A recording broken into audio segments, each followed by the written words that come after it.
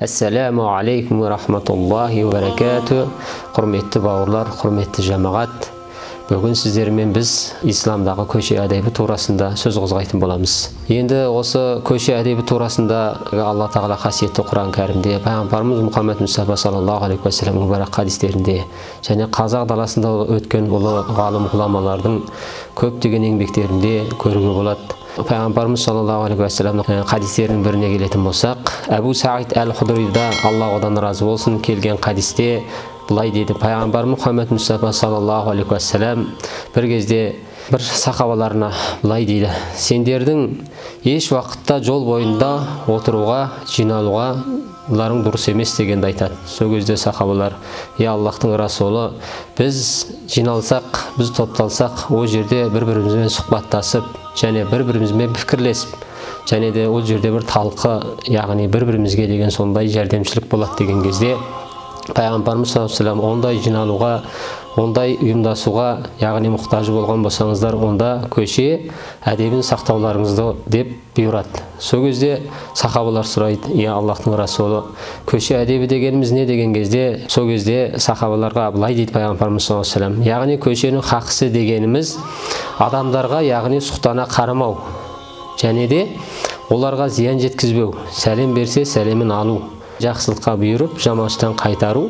Бұл көшедегі осы адамдарға доған мәміле, және де осы біздің көшенің әдептеріне кіретіндігін жеткізеді. Міне осының енді жеке-жеке осы пайғамбарымыз саллаллаху алейхи ва саллямның осы әрбір айтылған сөзіне жекеле тоқталатын болсақ, көзді харамнан, зинадан сақтау турасында. Бұл турасында Аллах Субхана тағала қасиетті Құран кәрімнің Нұр сүресінің 30-31 аятында былай дейді: Аузу биллахи минаш шайтанир раджим, бисмиллахир рахманир рахим. قل للمؤمنين يعدوا من أبصارهم ويحفظوا فروجهم ذلك أزكى لهم إن الله خبير بما يصنعون وقل للمؤمنات يعضدن من أبصارهن ويحفظن فروجهن صدق الله العظيم. Яғни Алла Субхана тағала қасиетті Құран кәрімнің Нұр сүресінің осы 30-31 аяттарында пайғамбарымыз саллаллаху алейхи ва саллямге былай дейді: мумин елдерге айт, көздерін зинадан сақтасын және өздерінің ұятты жерлерін қорғасын. Міне бұл істер осы мумин еркектер үшін қайырлы, және де Алла Тағала бәрін білуші, естуші дейді. Міне бұл сөзді мүмин әйелдерге де жеткізуін айтады, яғни олардың көздерін зинадан сақтауын және олардың осындай әулетті ұятты жерлерін, яғни қорғауларын айтуын бұйырады. Міне бұдан құрметті жамағат, біздердің осы көзіміз арқылы, яғни бір көшеде қарамайтын нәрсеге тесіліп қарап, басқаларға зиян тигізуіміз мүмкін екендігін мынадан көруімізге болады. Сондықтан адам тек қана қол аяғымен, болмаса сөзімен біреуге зиян тигізу емес, көзіміз арқылы да біреуге зиян тигізіп, көзіміз арқылы да жаңа жаман істерге баруымыз мүмкін екен. Сондықтан біреуге қараған кезде көзбен қарсы алып, көзбен шығарып салу, бұл исламда құпталмайтын, құп көрілмейтін істерден екендігі айтылады. Және де екінші, адамдарға зиян жеткізу. Адамдарға зиян тигізу мәселесіне қарайтын болсақ, бұнда пайғамбарымыз саллаллаху алейхи ва саллямның мына бір хадисінде былай дейді: әл-муслиму мән сәлимәл муслимуна мин лисанихи ва ядихи. Мұсылман дегеніміз басқаларға тілімен, болмаса жәлеңдей қолымен зиян тигізбейтін адамды айтады дейді. Сондықтан құрметті жамағат, біз қандай да бір жерде, көшеде, жиналыстарда, бір-бірімізбен пікірде, көшеде отырғандардың кезімізде, яғни жақсы сөз сөйлеуіміз керек. Көшеден өткен әрбір адамдарға ғайбаттап, олардың сыртынан сот турасында әңгіме қозғау, сөз қозғау, бұл мұсылманшылыққа жат әрекет емес екендігі белгілі. Пайғамбарымыз саллаллаху алейхи ва саллямның барақ хадистерінде де келеді: бір адамның сыртынан сөз айтатын болсаң дейді, ол адам, яғни сол бойында болатын болса, ол адамды сіз ғайбаттаған боласыз. Егер әкім сондай жаман қасиет оның бойында болмаса дейді, сіз жала жапқанның күнәсін арқалайсыз дейді. Айналып келгенде мына екі істе де біз қайыр жақсылық алмайды екенбіз. Сондықтан біреуге бір жаманшылық ойласаңыз, ол сөз өзіңізге де қайтып келер хақ. Сондықтан көшеде басқаларға зиян тигізуден, басқаларға бір жаманшылық ойлаудан біз оны сақтануымыз керек. Және де үшіншісіне келетін болсақ, сәлемге жауап қайтару. Көшеден өткен, әрі-бері өткен кісілер, яғни сізге сәлем беретін болса, осы сәлемін әдемі түрде басқалай жеткізу, міне бұл мұсылмандағы бойындағы міндет. Яғни сізге ассаламу алейкум рахматуллахи ва баракату деп Аллахтың рахметін, берекетін, жақсылығын тілеп жатқан адамға дәл сондай оған да жақсылық берекет тілеу бұл мұсылманның бойымыздағы бізде болуға тиісті міндетіміз екен. Міне осы турасында да пайғамбар саллаллаху алейхи ва саллям хадистерінің бірінде мұсылманның мұсылманға деген 5 хақысы бар дейді. Міне соның бірі, яғни сәлем берсе сәлемін дұрыстап қайтаруды айтады.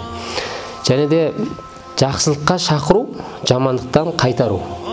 Бағана пайғамбар саллаллаху алейхи ва саллям осы хадистерінің келген ең соңғысы жақсылыққа бұйырып, жамандықтан қайтару. Яғни көшеде сіз қандай да бір жәнегіндей бір адамдардың жаман іс әрекетін көретін болсаңыз, оны көрмеске салынып, оған қарамастан өзіңізді ойлау емес, мұсылман тұрғысынан өзіңіздің мұсылмандық бейнеңізбен бір бүтін дін екендігіңізді біліп, ол кісіге бір туралықта мынауыңыз дұрыс емес, мына істеп жатқаныңыз деген сияқты ақиқатты айту, жеткізу, жақсылыққа бұйыру, бұл бәріміздің бойымызда болуға тиісті міндетіміз екен, құрметті жамағат.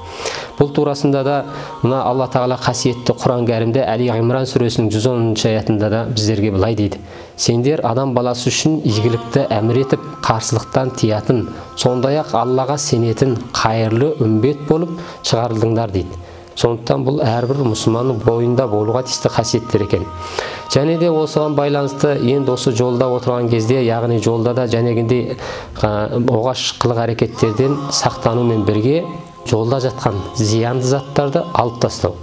Сізге қандай да бір жолда бір кедергілер, жаман істер, жаман нәрселер жататын болса, міне соларды басқаларға зиян тигізбей тұрып, соны алып тастау, бұл үлкен, былайша айтқанда біздің бойымыздағы қасиет екен.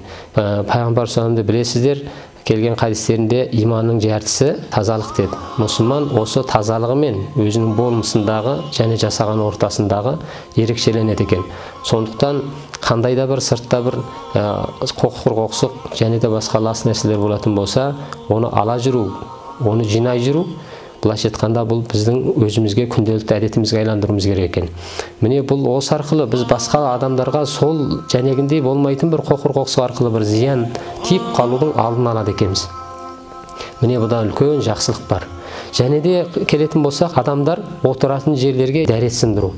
Бұл турасында пайғамбарымыз саллаллаху алейхи ва саллямның Әбу Дәуудтен жеткен хадисінде лағанат әкелер 3 істі айтады. Міне осының бірі бұлақтардың басына сол жерді ластау, сол жерді бұлғау, сол жерге дәрет сындыру. Екіншісі болатын болса, жолдың ортасында және де жолдың шеткі жиектерінде адамдар демалатын, және де ағаштың саяларында, көлеңкелерінде жәнегіндей бір оғаш қылық әрекеттер жасау, және о жерлерді ластау, басқа адамдардың бір сондай тынығып демалуына зиян жеткізу. Бұл былайша айтқанда пайғамбарымыз саллаллаху алейхи ва саллям жәнегі шектеген, дұрыс көрмеген әрекеттерінен екен.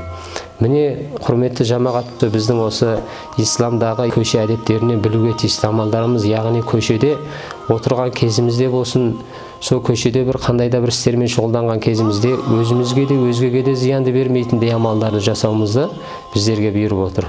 Сондықтан баршамызға тек осы өмірдің жақсылығын, берекетін берсін.